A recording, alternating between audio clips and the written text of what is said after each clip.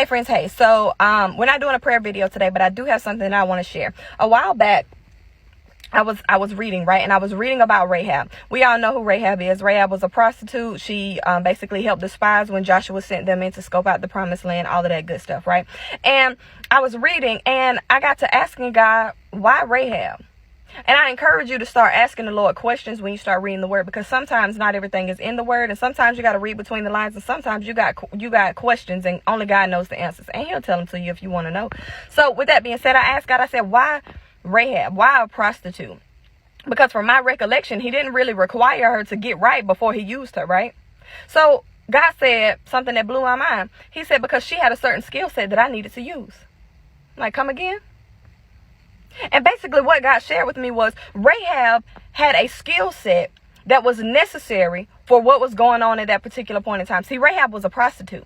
She was a well-known prostitute at that in her city. Why was that relevant? Because when the spies came, men came to her house because they thought and knew that they had come there. So how was Rahab able to utilize her skill set? Well, her skill set required her to know these men. Her skill set required her to be able to know the weaknesses of these men. So she was able to use those weaknesses to make sure that they believed her and not get to those spies, ultimately allowing Joshua and them to get into the promised land, right? So there are some things that you have done in your life that God needs the skill set of. See, we always love to say that we can be used in spite of what we did, in spite of who we used to be. Sometimes God wants to use us because of it. Because the reality is there are some sinful places that some of us have been to, and we have learned some things when being there that God can actually use for his kingdom, because the word says all things work together for the good of those who love the Lord.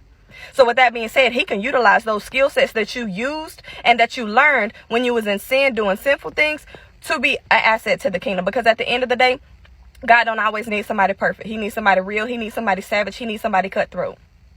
And there's only a certain caliber of people who have those characteristics. So those are the type of people that have been deep down in the grimy places that God can trust to go into some grimy places in the spirit world.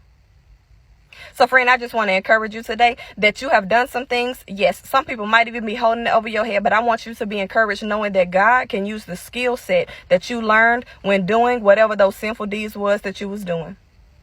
Have a good day.